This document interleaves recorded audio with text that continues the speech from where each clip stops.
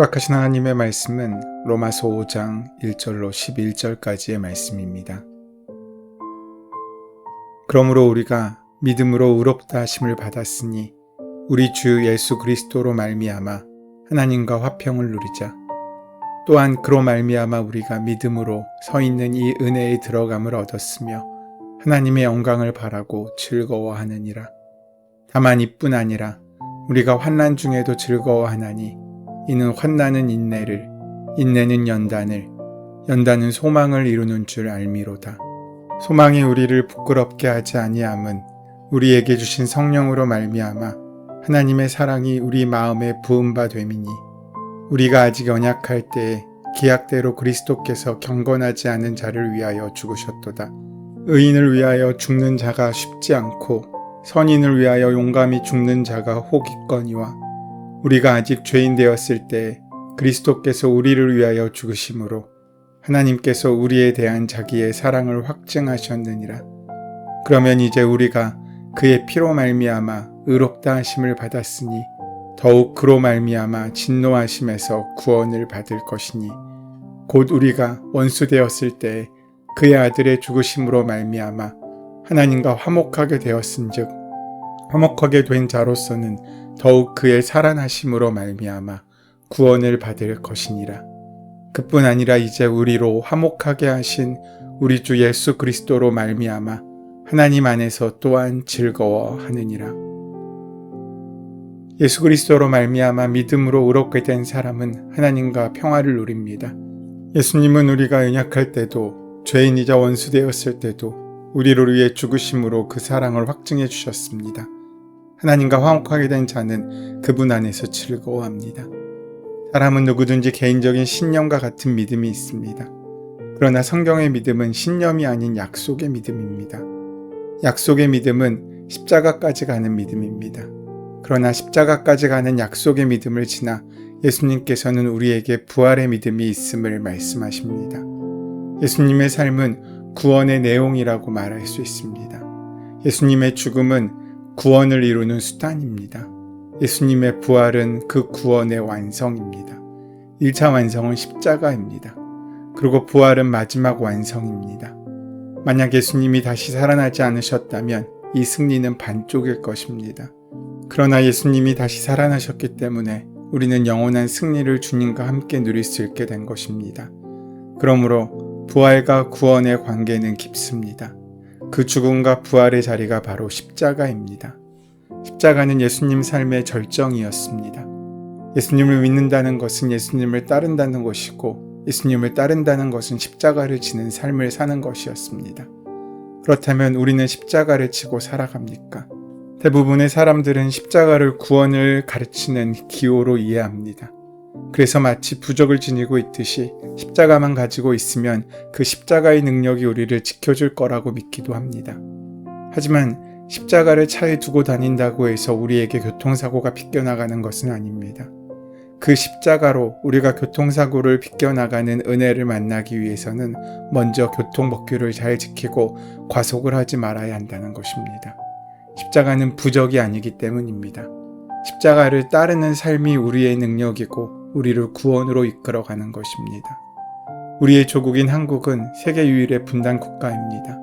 승자도 패자도 없이 멈춘 3년의 전쟁 끝에 한국은 정전협정이라는 문서로 확정된 휴전선 사이로 아주 오랜 기간 총구를 맞대고 으르렁거리며 삽니다.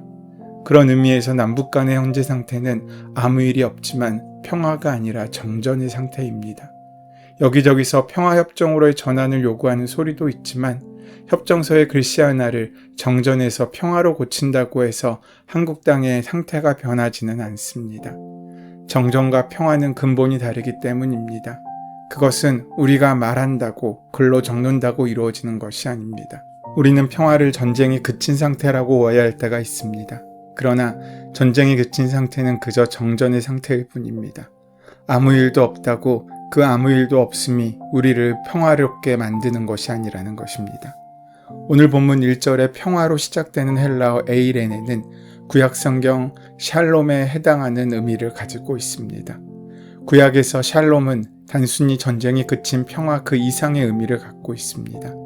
사전적으로는 가득함, 온전함, 풍성함, 안식, 평온함이라는 뜻을 가지고 있고 현상으로는 번영의 상태를 가르칩니다.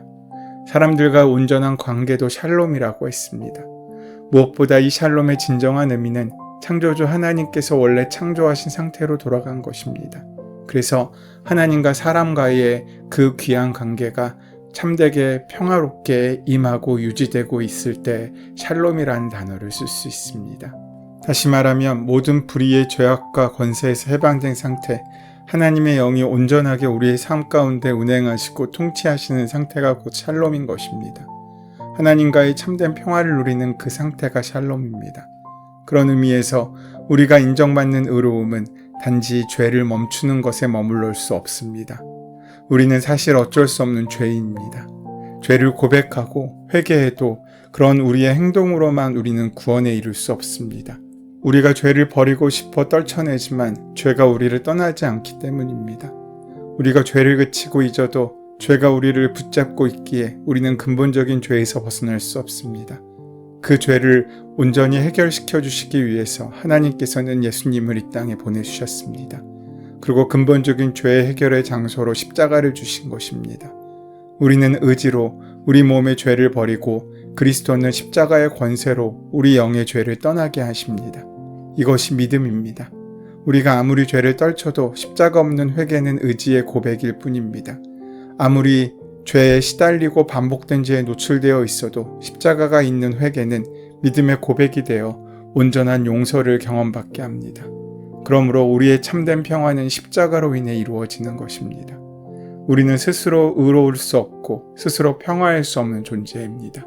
참된 평화는 하나님께서 주시는 선물이기 때문입니다. 그래서 바울 사도는 각 교회 성도들에게 늘 이렇게 말했습니다.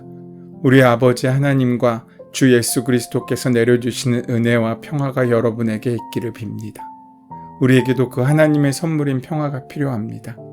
믿음으로 의롭게 된 성도들은 하나님과 화평을 누리는 은혜의 삶을 살게 되었습니다. 믿음으로 의롭다 여기심을 받음으로 하나님과 화평을 누린다는 것은 이전까지는 하나님과 적대적인 관계에 있었음을 보여줍니다. 오늘 본문 10절의 표현처럼 아담의 범죄 이후에 모든 사람은 하나님과 원수되었었습니다. 우리의 자녀가 크고 작은 실수를 하였을 때 그것들로 자녀와 원수되는 경우는 없습니다. 그러나 만약 우리 자녀가 나는 당신 같은 부모가 필요하지 않다라고 말했거나 나는 더 이상 당신의 아들, 딸이 아니라고 선언한다면 단순히 실언으로 대충 넘어갈 수는 없을 것입니다. 아담은 범죄하기 이전에 하나님과 자유롭게 교제했었습니다. 하나님께서 주신 소명에 충성하며 하나님의 약속을 신실하게 붙들었었습니다. 그러나 아담은 범죄한 이후에 하나님의 얼굴을 피해 숨어야 했고 이전처럼 하나님과 자유롭게 교제할 수 없었습니다. 약속은 그렇게 우리의 죄로 파기되었고 아담은 모든 것에 부족함이 없었던 에덴에서 쫓겨나게 됩니다. 그러나 두 번째 아담으로 오신 예수 그리스도로 약속은 회복되었고 예수 그리스도 안에 있는 모든 사람은 아담 이상의 권세를 누리게 되었습니다. 하나님을 아버지라고 부를 수 있게 된 것입니다. 따라서 주 안에 있는 모든 성도는 어떤 상황에서든지 은혜를 입게 되었고 소망을 바랄 수 있게 되었습니다. 성도는 예수 그리스도로 말미암아 언제든지 어떤 상황에서든지 하나님께 담대히 나갈 수 있게 되었으며 예수 그리스도로 말미암아 암초와 같은 죄의 유혹에 부딪혀 파산하지 않고 은혜의 항구로 들어갈 수 있게 된 것입니다. 2절과 3절에서 은혜의 들어감을 얻은 성도의 중심 감정이 즐거움인 것을 반복해서 강조하고 있음을 볼 수 있습니다. 주목할 것은 성도의 즐거움은 환경의 영향을 받지 않는다는 것입니다. 성도는 하나님의 영광 안에서 즐거워하며 환난 중에서도 즐거워합니다. 성도가 환난 중에도 즐거워할 수 있는 이유는 그 어떤 외부의 힘과 환경의 변화로도 성도가 가진 기쁨의 근원을 빼앗거나 흔들 수 없기 때문입니다. 어려운 상황으로 우리가 잠깐 낙심할 수는 있지만 이내 영원한 기쁨 안에서 다시 일어날 수 있게 되는 것입니다. 우리는 다양한 감정의 변화를 경험합니다. 기쁨보다 우울감과 근심이 우리 마음을 주도하고 있다면 우리를 둘러싸는 환경에 우리의 소유에 마음을 빼앗긴 것이 아닌지 점검해보고 우리의 마음을 온전히 주 예수 그리스도께 집중하며 우리를 향하신 주님의 사랑과 영원한 소망을 묵상함으로 기쁨을 회복할 수 있어야 합니다. 성도가 환난을 믿음으로 대응할 때 그 삶 가운데 특별한 연쇄작용이 일어납니다. 먼저 환난을 만난 성도는 인내를 이루게 됩니다. 성도의 인내는 단순히 힘든 상황이 지나가기를 바라며 참고 견디는 것을 넘어서 예수 그리스도로 말미암아 주어진 약속에 근거한 소망을 견고히 붙드는 것입니다. 성도는 환난이라는 용광로 안에서 하나님이 아닌 다른 것들을 의지하고 목적으로 삼았던 그 불순물들을 녹아 없어지는 것을 보며 잠시는 힘들어하겠지만 이내 환난도 녹여내지 못하는 변함없는 소망이 있음을 발견하게 됩니다. 용광로에 들어가 불순물이 다 타고 나면은 정금만 남는 것처럼 말입니다. 인내라는 과정을 통해서만 우리 안에 숨은 우상들을 구별하고 주님만이 우리의 영원한 소망이 되심을 발견하게 됩니다.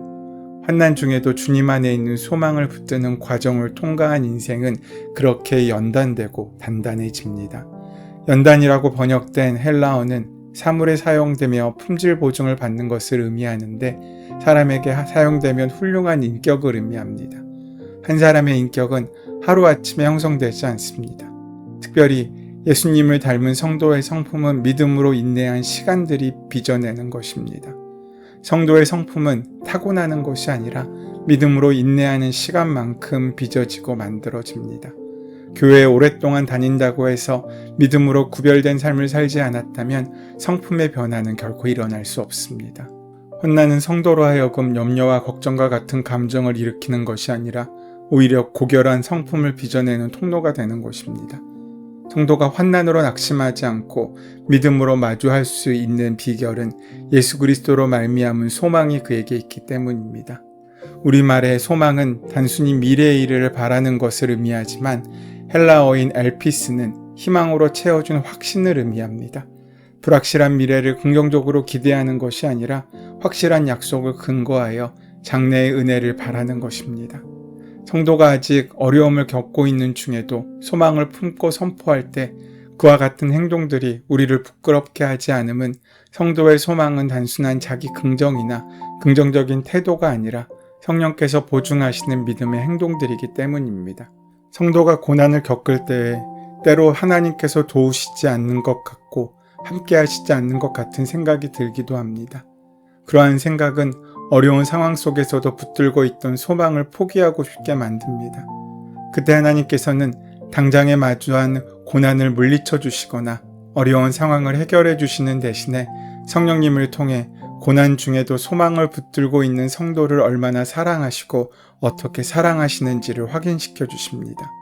비록 마주하고 있는 문제가 당장에 해결된 것은 아니지만 주님의 사랑을 확신하게 될 때 고난 중에도 하나님께서 함께 하심을 신뢰하며 한치의 오차도 없으신 하나님의 섭리 안에서 반드시 승리할 것을 포기하지 않게 됩니다. 예수 그리스도로 말미암은 성도의 소망은 문제를 바라보는 긍정적인 태도가 아니라 전능하신 하나님께서 변함없는 사랑으로 늘 함께 하신다는 사실에 근거한 희망으로 채워준 확신입니다.